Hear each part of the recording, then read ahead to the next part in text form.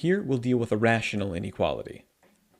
Similar to a rational equation, we will start by trying to get the LCD, or least common denominator. Notice that on the left side, our denominator is a monomial x, and on the right side, we have a binomial x minus 5.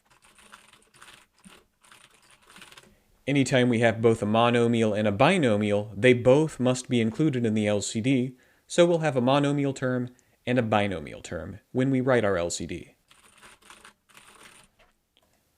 So we will say that our LCD in this case will contain both the monomial x and the binomial x minus 5 multiplied together. Now we're going to modify our denominators to make them look like the LCD.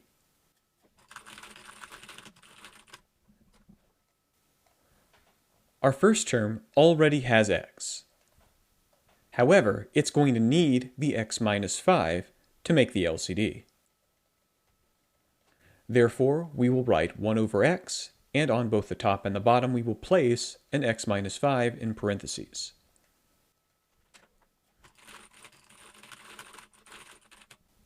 We're going to do this on the right side now.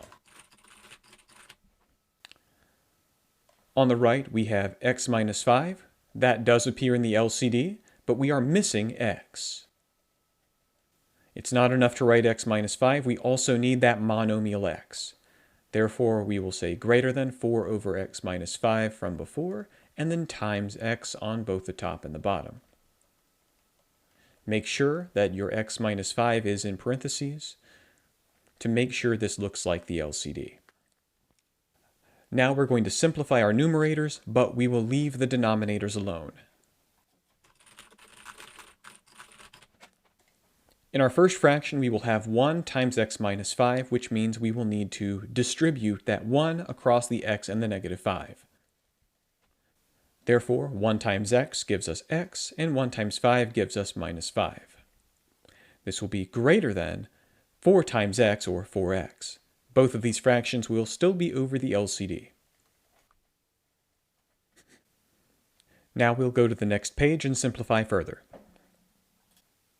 Once we have our LCD taken care of, with all of the fractions having the same denominator, let's now move everything over to the left side.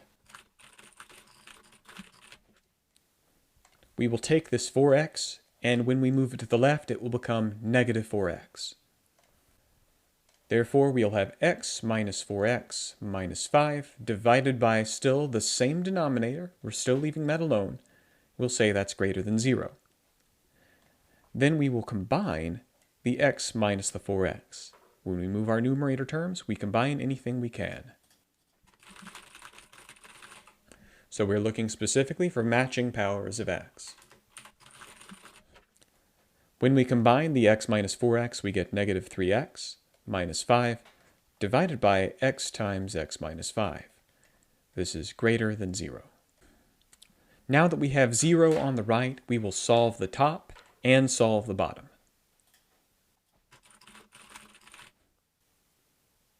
From the top, we have negative 3x minus 5 equals 0. We will take this negative 5 and move it to the right. When we move it to the right, it becomes positive 5, and we will have negative 3x equals 5. Then we'll divide both sides by negative 3. We'll end up with x equals negative 5/3.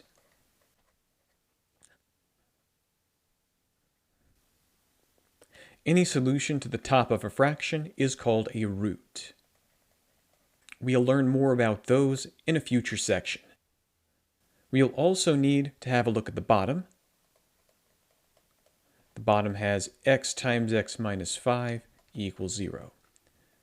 If we split this into pieces, we'll have x equals 0 and x minus 5 equals 0. As we said in the previous video, you don't have to do anything to x equals 0. That part's already solved. X equals 0 will be one of our solutions on the bottom. For the x minus 5, we'll move the minus 5 to the other side and end up with x equals 5. Any solutions to the bottom are called asymptotes. Again, this is something we'll cover in a later video.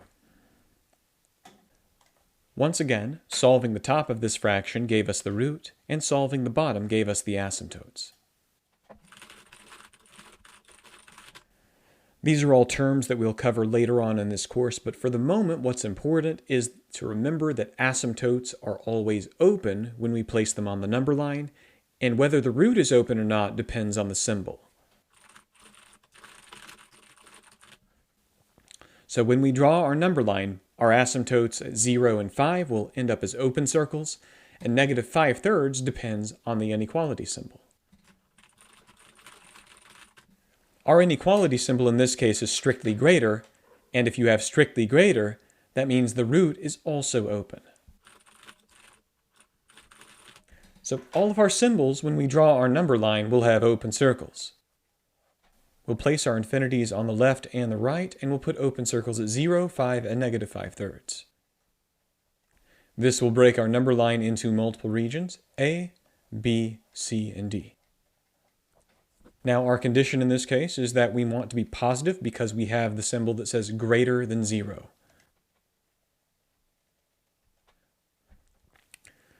Let's begin checking our regions, beginning with region A. We'll pick an x that is to the left of negative 5/3. Let's go with negative 2. That's just a little bit to the left of negative 5/3.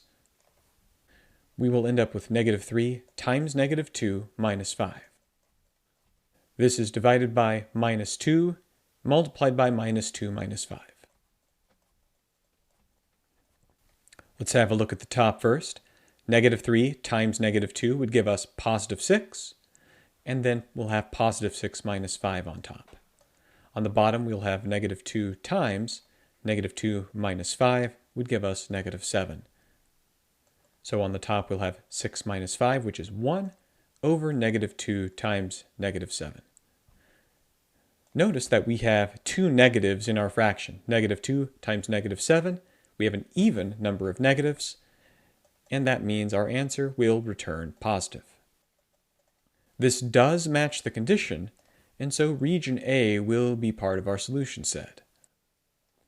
Now we move on to region B and pick a number in between negative 5/3 and 0. However, because we said this was open, we cannot pick 0. We're going to have to pick something in between, and we'll go with x equals negative 1. Therefore, everywhere we see x in this expression, we'll place negative 1.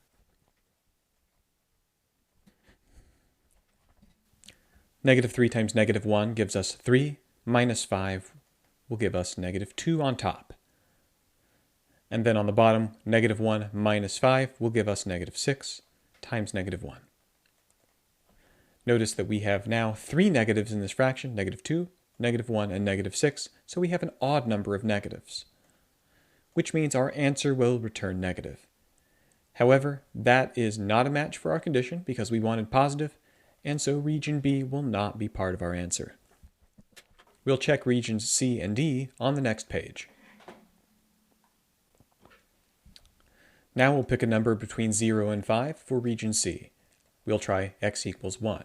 All of our x's in our expression above will become 1. On the top, we'll have negative 3 times 1 is negative 3 minus 5. Negative 3 minus 5 will give us negative 8. On the bottom, we'll have 1 on the outside, and then 1 minus 5 gives us negative 4.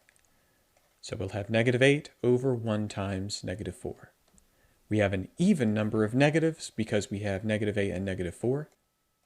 This means our answer will return positive, which does match the condition, so region C will be part of the solution set. Finally, region D, we'll pick a number that is greater than 5. We'll do x equals 10. And so we'll take 10 in all of the positions where x is. On the top, we'll have negative 3 times 10, which is negative 30, and subtract 5. On the bottom, we will have 10 times the 10 plus 5 would give us 5. Negative 30 minus 5 will give us negative 35 over 10 times 5. We have an odd number of negatives here, which means we can expect a negative answer. This does not match our condition, and so region D will not be part of our answer. Now let's draw our intervals. Our first interval, interval A, will be from negative infinity to negative 5/3, and as we said previously, all of our intervals are open. Union region C. Region C goes from 0 to 5. Again, completely open, and this will be our solution set. So this is how we solve a rational inequality. We must get the roots and the asymptotes and place them all on the number line and check all of our regions.